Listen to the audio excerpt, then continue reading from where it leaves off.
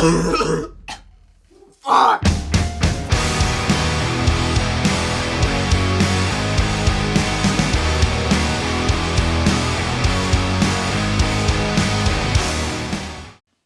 What's up, everybody? I'm John Kevins, and you're watching Spicy Boys. It's a show with hot soy product and even spicier boy product. And this week I'm joined by Heart Attack Man's own Eric Egan. Eric, welcome to the show. Thanks for having me. How do you do with spicy foods? What is your mentality going into this? I love spicy food. I was baptized in hot sauce, so I'm ready. So starting off here, we got the Cool S sauce. Not too bad, coming straight from second grade.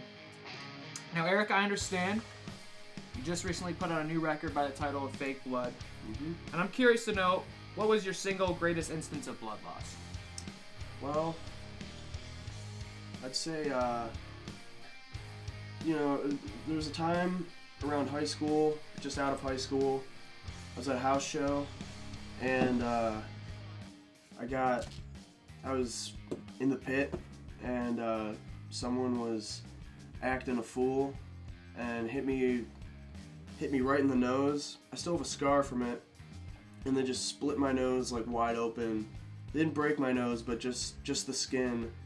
And I go up, I realize I'm bleeding. I'm like, oh shit. And then I go up to the bathroom at this house, and I'm like bleeding profusely, and the sink filled up with blood like a quarter of the way. And it was pretty bad. I definitely needed stitches, but I just went to a Flying J and bought some super glue and just glued it shut, and I was good to go. A harrowing war story, to be sure. It would take a true soldier to survive that. Let's see how he does against the Cool S sauce.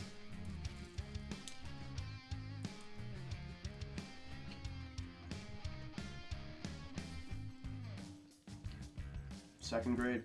So the record's Fake Blood. It just came out. Everyone's loving it. Tell me a little bit about the record. So we recorded it this past fall at the Barbershop Studios in Hopatcong, New Jersey, with our friend Brett Romness. It was like by far the nicest studio we've ever been in. We had a great time. We were there for 2.5 weeks, and about a week in, we were already like almost done with the record. So we recorded an extra song that made its way onto the record, and it was really productive overall. And I don't know, going into it, it's like, we definitely wanted to go for a more aggressive edge to it all, and I feel like that definitely came through, and we're really happy with the record.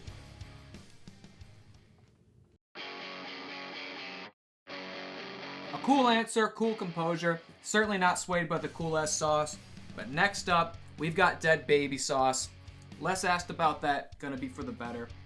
Speaking of babies, though, I gotta know, Eric, you're a polarizing figure on Twitter lately. Moms all around America are coming together and protesting your presence. It's true. Asking for your removal from society. And I gotta wonder, are you being misrepresented? If you could speak to all the mothers in this country right now, in one succinct statement, what would you say to them? Yeah, no, I'd say I'm definitely sort of being mischaracterized by all the mothers against Heart Attack Man. There's the Christian moms against Heart Attack Man, then just regular moms against Heart Attack Man. I definitely say they got me all wrong, but I don't know, I'm not really worried. But if I could say one thing to all of them right now, I don't know, I go fuck yourselves. Go fuck yourselves. Let's dig in.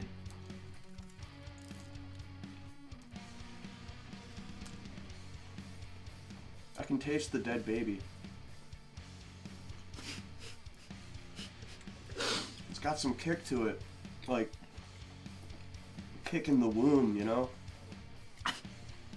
The miracle of life right in a bottle.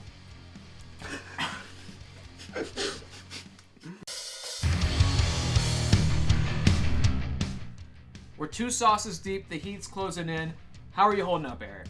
Feeling good, feeling great. Let's keep this going. Feeling good, feeling great, still a polarizing figure to be sure. Another polarizing figure, Satan himself, and we've got his cum in this bottle right here. It's the cum of Satan hot sauce. Eric, how do you feel about Satan? Satan, I don't know. I could definitely beat his ass. Not intimidated, holding up to scrutiny. But let's see how he does when we do a deep dive on his Instagram. Cameraman Nick, bring me my laptop. Oh shit. It's a runny tab. It is. Satan's runny cum. Thank you, spicy boy. Whew.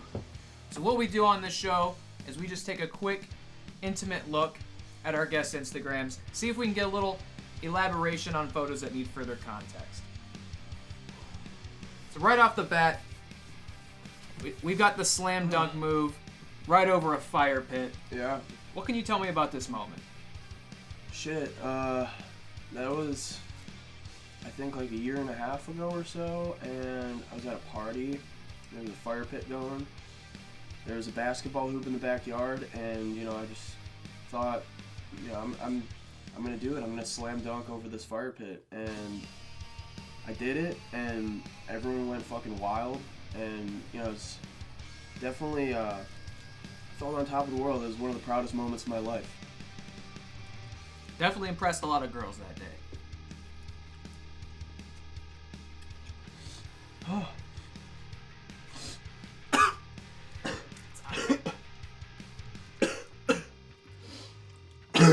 Fuck. That's some devil cum. Yeah. We got a MySpace classic here. Eric Egan in the mud hole. Eric, what can you tell me about that day? Shit. Yeah, no, it was my most legendary MySpace picture for sure. Man, that was at my buddy's house. We just finished up doing a bunch of yard work. Our band at the time, we were saving up money for recording, and after doing all this yard work, his backyard was like sort of in the woods, and there was like this little cave, and I don't know, we'd just been working outside all day, and I thought, why not just go like lay down, cover myself in mud in the riverbank, and take some funny pictures, I guess. So we're getting sweaty, we're getting hot. Let's take a trip to the hot and ready zone with Keanu Reeves. What was going on that day? Oh man, that's my beloved Matrix poster. I thrifted that at a Goodwill, and it was right next to the Little Caesars, and I got a hot and ready, as I'm known to do. It's my signature move is eating a hot and ready to myself, whole one to myself, and then just immediately falling asleep at someone's house. Done that many times. But yeah, no, that's my probably my favorite poster. It's great. It speaks for itself. It's The Matrix, one of my favorite movies of all time. Does The Matrix as a film, does it resonate with you at all? How do you feel about the working theory we live in a simulated reality? Yeah, no, the movie definitely resonates with me. We definitely live in a simulation. I don't know. I heavily relate with Neo. I feel much the same. I feel like I'm Neo in my own simulated reality, and that sort of general mindset, kind of influences my way through the world with Heart Attack Man. So Eric Egan, he might be the one, and I'd be inclined to agree. Just take one look at him, space goggles on stage. What was happening to you that night? Shit. That was when we were on tour with the Early November and the Movie Life. I got those at a gas station, I forget where, but let me think. That show, that was from a show in St. Louis, and I think right after that show, or the night after or something, we stayed with the Movie Life at a hotel and casino in Oklahoma, and that was a really fun time.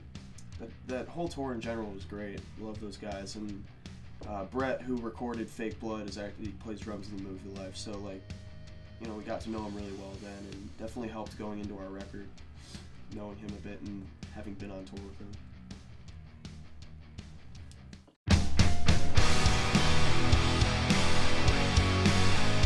All right. How you holding up? Good. I'm getting there for sure. Looking a little wet. Looking a little slick. Yeah. I'm feeling it. So this next sauce, a little bit of a dark horse candidate. We've got Heart Attack Man's very own fake blood. Eric, what can you tell me about the fake blood sauce? I don't even really know. I haven't tasted it. Just kind of whipped it up. I should be hot. Let's see.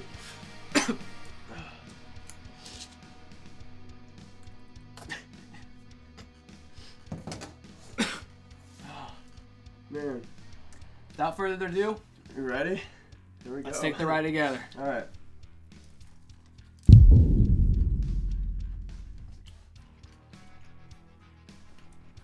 Oh.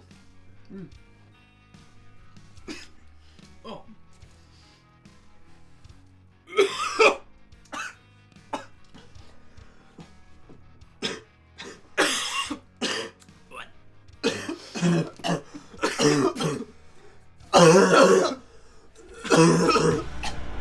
Fuck! What the fuck is in that?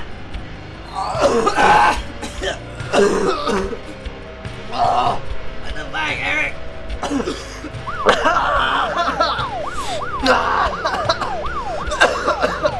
How did the devils come?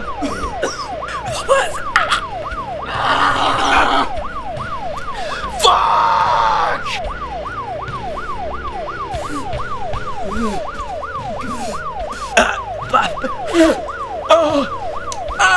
Fuck! Call the ambulance! Call the ambulance!